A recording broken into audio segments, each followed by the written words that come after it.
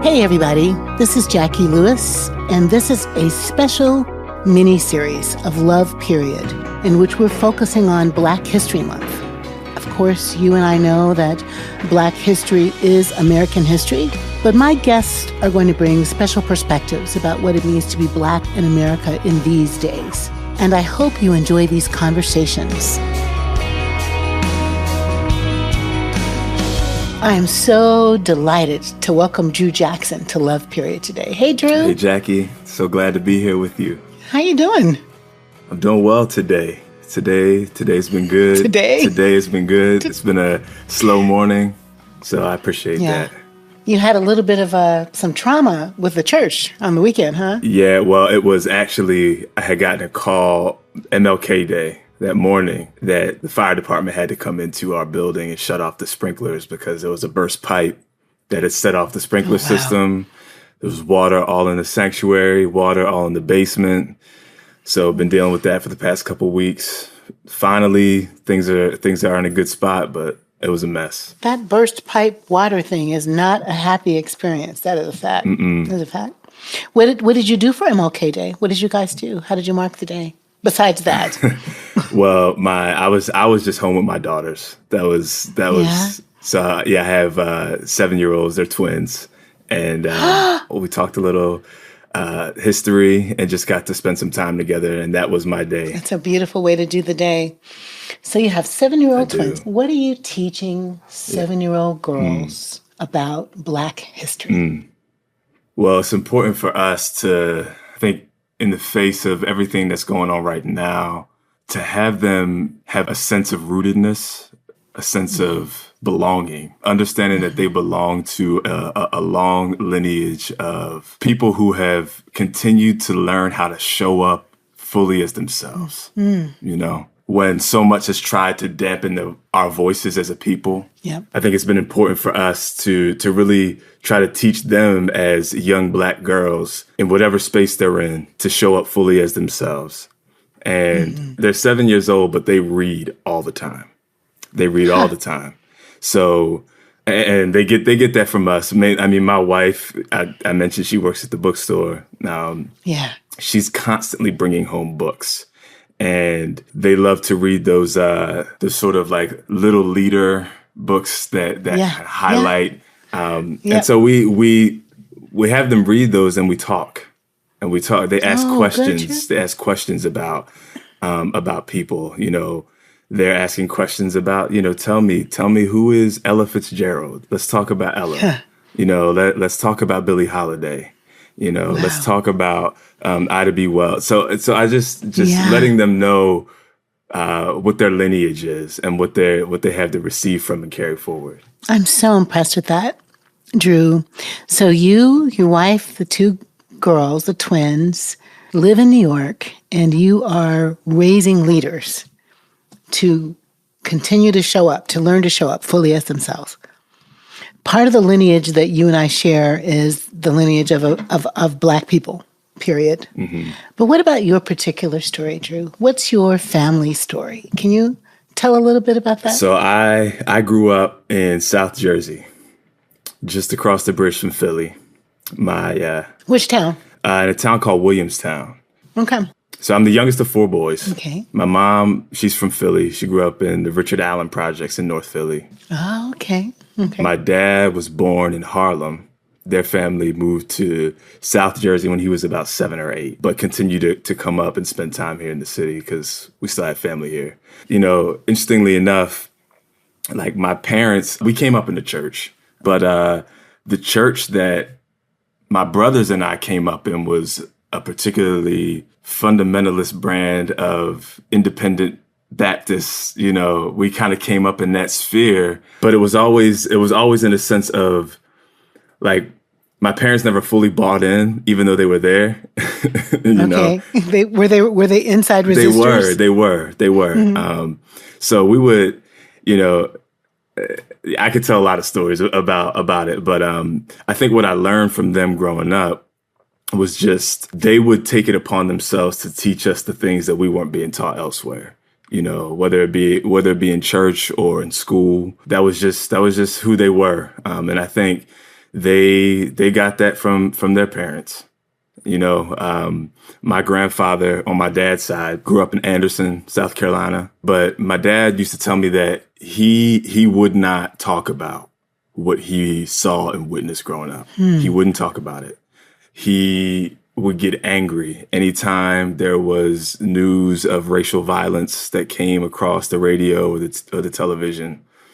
And yet there was this sort of imparting of we have to acknowledge it, we have to stand against it. But there's something in my grandfather that it was trauma that he did not know how to process.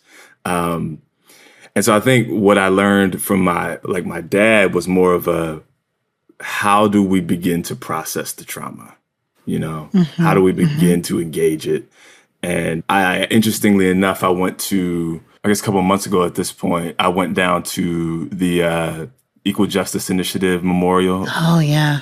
And I have been wanting to get down there. Part of the reason is because I wanted to go and see, what happened in Anderson. If there's some history in Anderson that I need to know about. Right. So when I went, I ended up finding on the memorial for Anderson County, there was a man named Will Jackson who had been lynched. Is he related to you?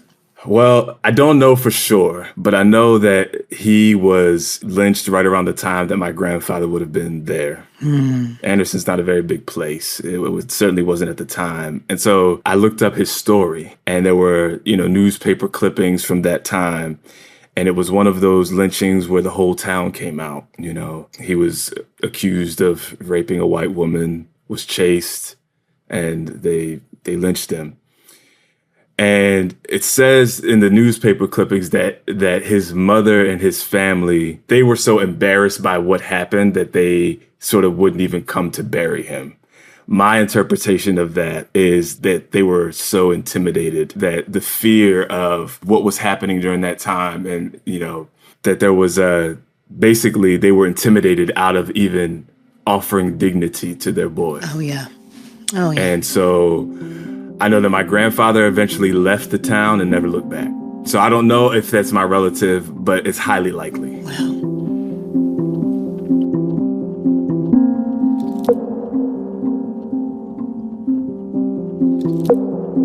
I've been to that museum, and in fact, listeners, if you do anything about making a sojourn in this country, go there to the museum and both parts of it, right, Drew? Both parts of it. The testimony to the lynchings, these, I'm going to say they look like funeral pyres. Yeah. They're just big, markers of human death. And this last time, my husband and I went on a sabbatical this summer, Drew, and we did a South tour. We went around and did some research on Black folks' religion and white folks' craziness. I'm just going to call it that.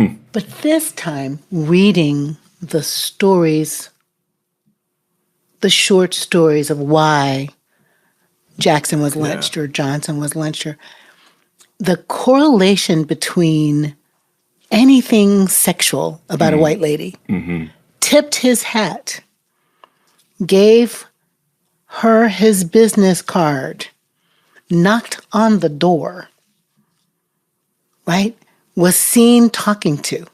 I could not Emmett Till flirt, not rape, just an encounter with the white woman was enough.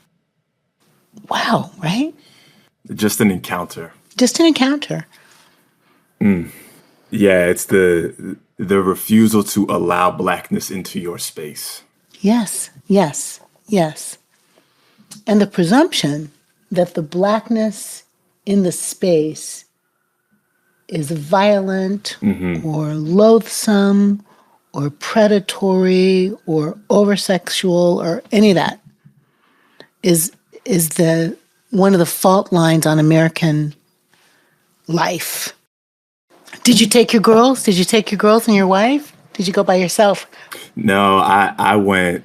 I was part of a cohort of some pastors from around the country that had went, and it was a South American South trip that we ended in Montgomery. Oh, wow. Yeah. We started in New Orleans, went to then Jackson, Mississippi. Ooh. From Jackson to Selma. from Selma to Montgomery.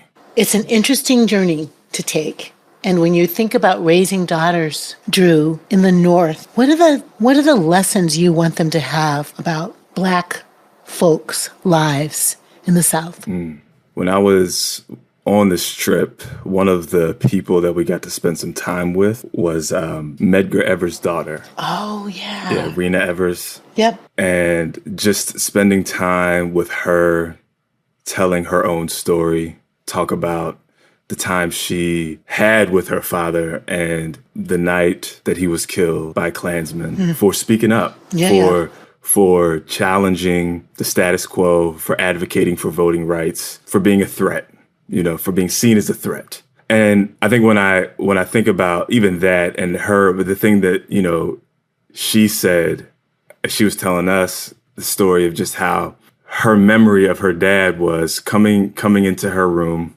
at night, tucking her into bed, and her asking her dad the question, "Dad, do all white people hate us?" Mm-hmm.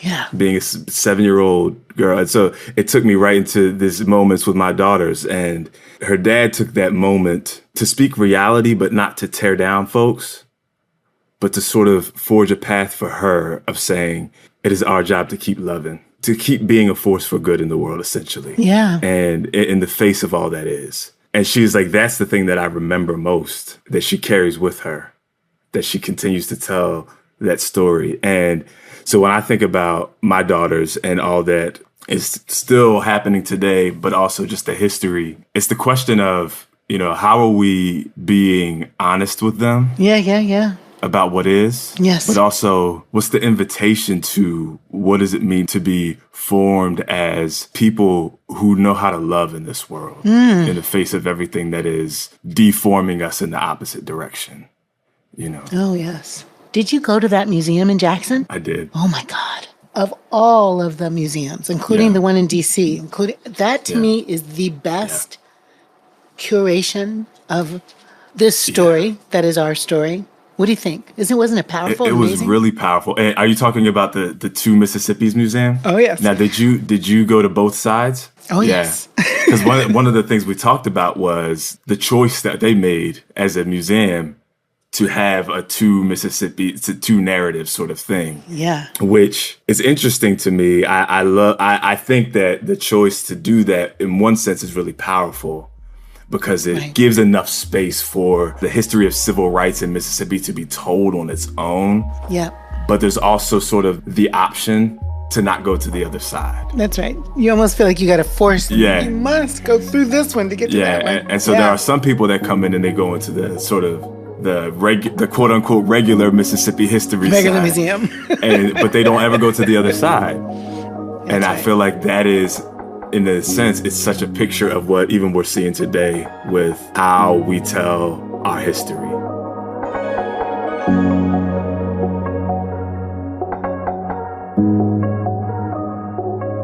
This poem is called "The Waters of My Weeping," and it's written in reflection on Luke chapter 3, verse 20, where Jesus finds out that his cousin John has been arrested.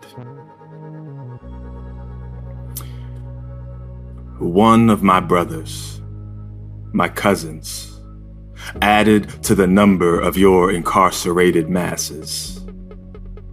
1 in 3 of us. Unarmed? Yes. A threat? Yes. To your abuse of power and the way you sit so comfortably in your palace while we struggle to eat out in these streets. But in this hour, I weep. Again. For this innocent man baptized into your carceral system. Immersed into this jail with no bail. I am forced to witness this unholy sacrament. This state-sponsored religious act. And for what? Something about his person disturbed you. Maybe by passing him through these waters, you will convert him to the faith of unsacred silence. One way or another. I'm sorry that it frightens you when we fight for our humanity. But tonight, I cry. These tears have become my food. I dip myself in the pool of the waters of my weeping. For my brother, for my cousin, for all of us, until they stop locking us up.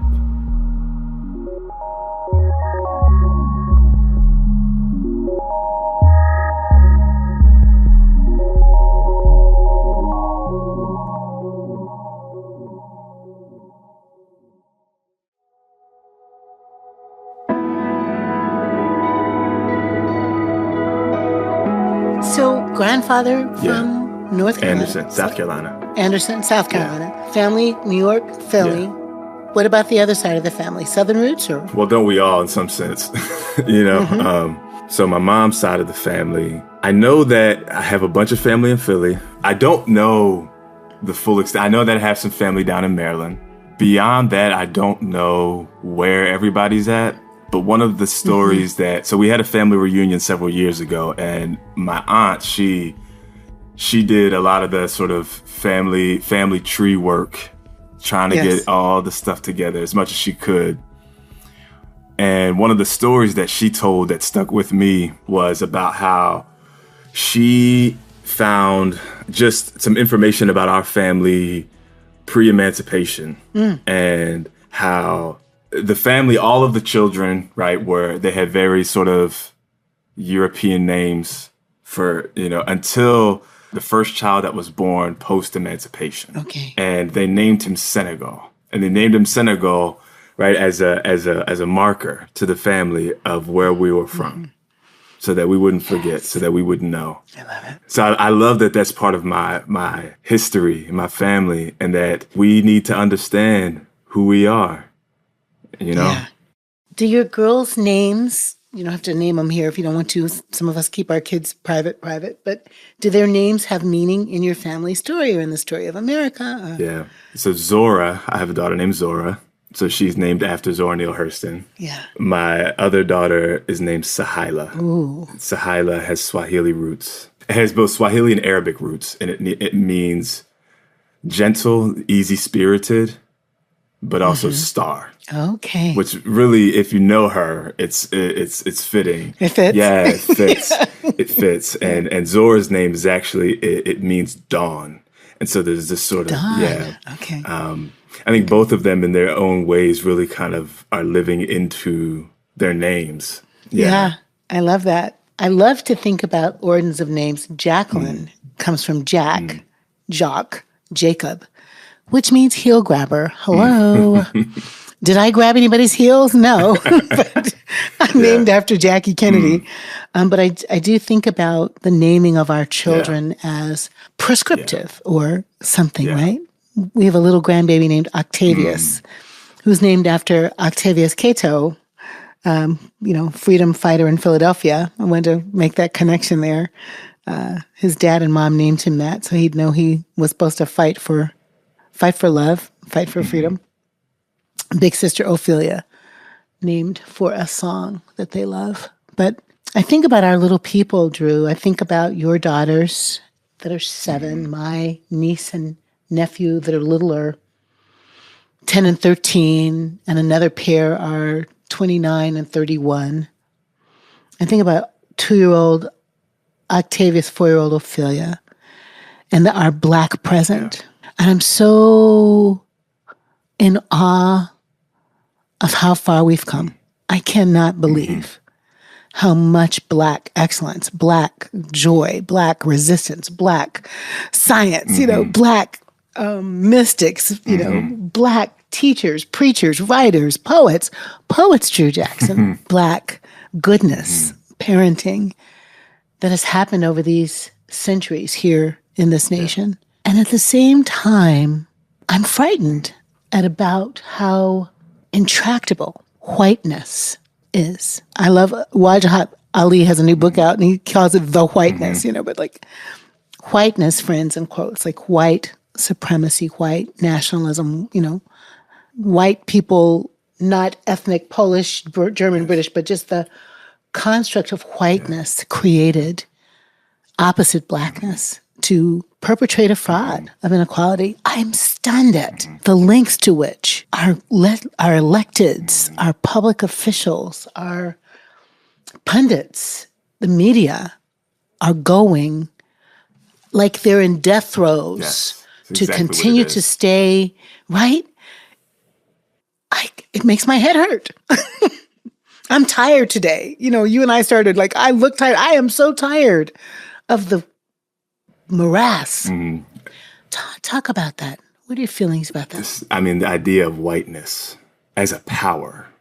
Willie Jennings often talks about whiteness as this power that is always moving toward ownership of, power over, dominion over. And in any space that it's in, it owns, or it believes it owns. And when that is being challenged, which I think we're seeing that, we're seeing the challenge of that. Yeah. I think that what you described as the death throes is what you get, the sort of, I'm going to hold on to what I believe is life. Yes. Yeah. Which is my ownership of this space, my voice being the preeminent voice in this space, my ideas and ideologies, my heroes, all of that being first and center. So, yeah, I think what we're experiencing is the push against that and the challenge and the trying to hold on to dear life. Right.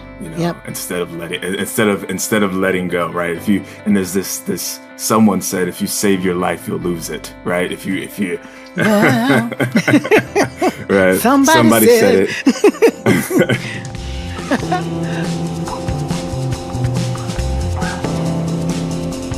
I'd love to think about you, Drew, as a younger African-American man.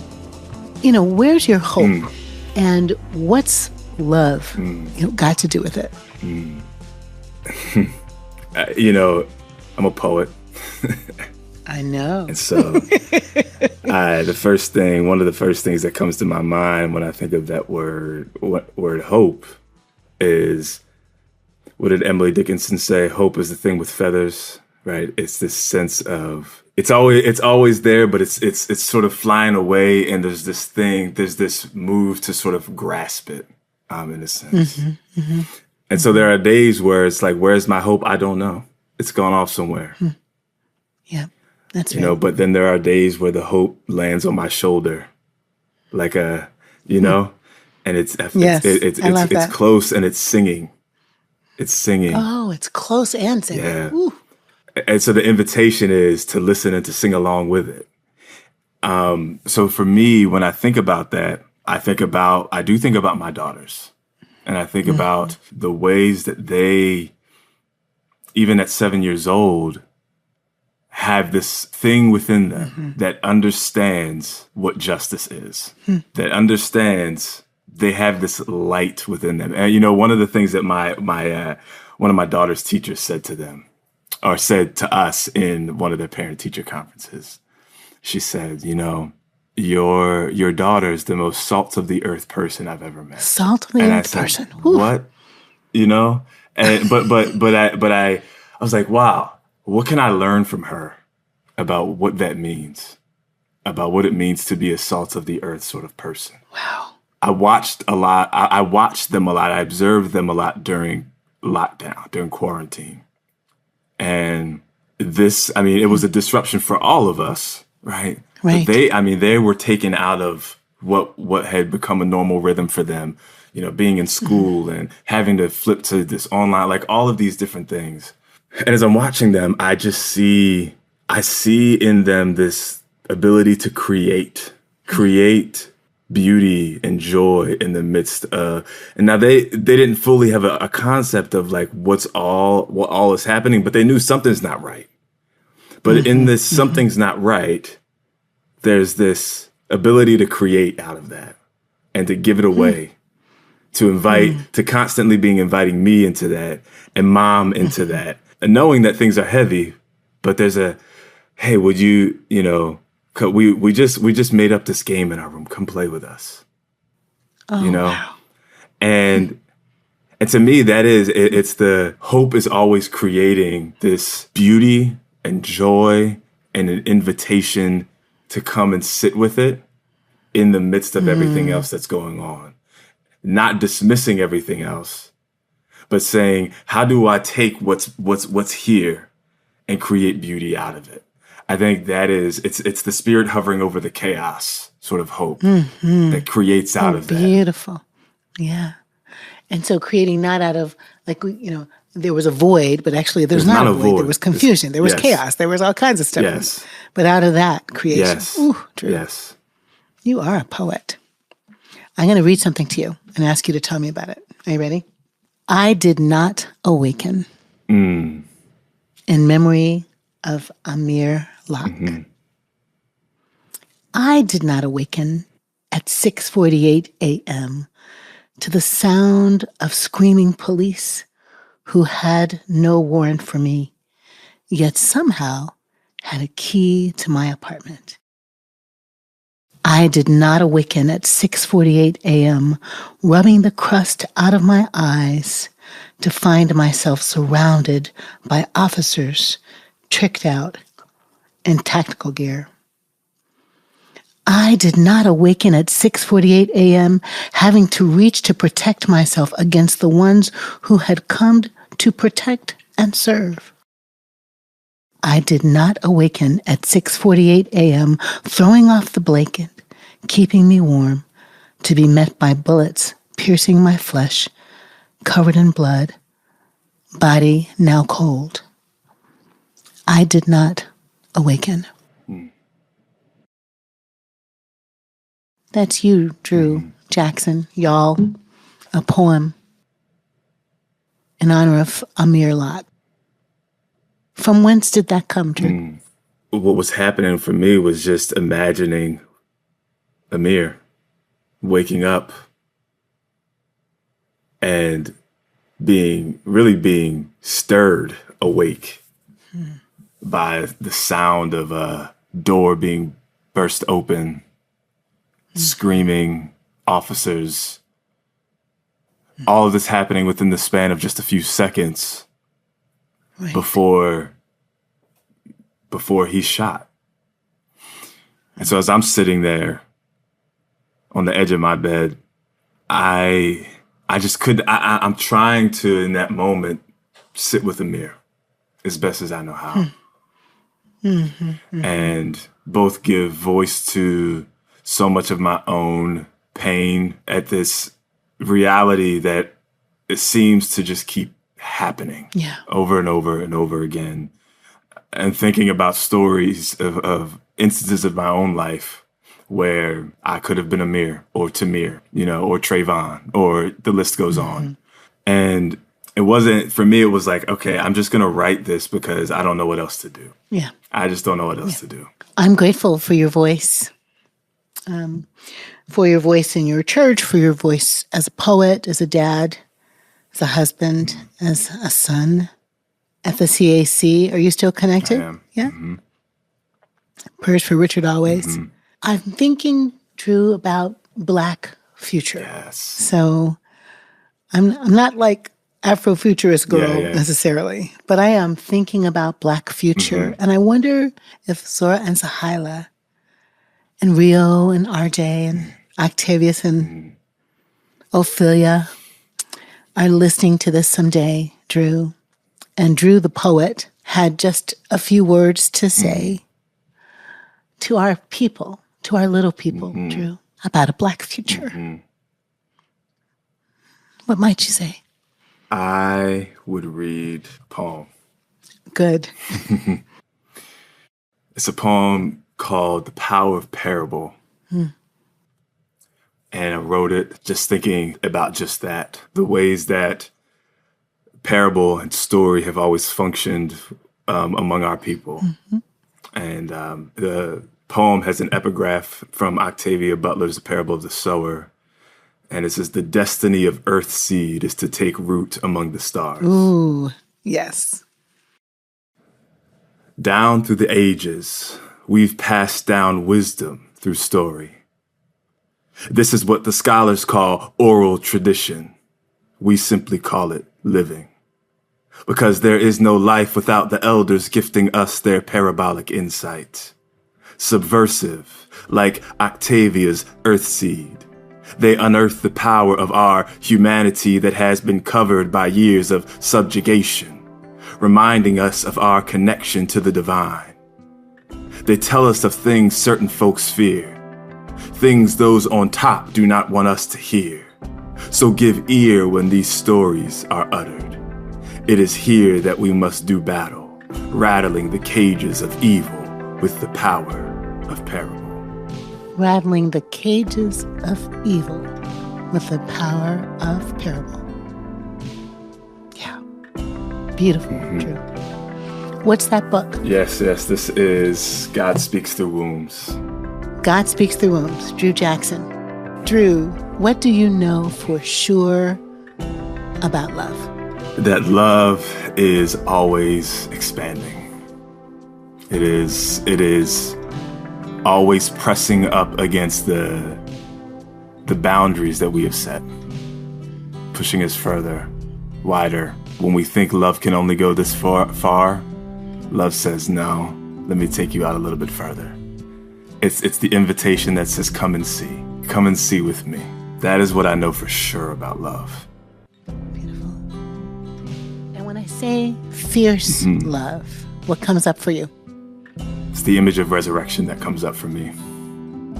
It's the refusal for love to stay buried underneath the ground. It bursts through announcing that a new day is here. Lovely. Absolutely beautiful.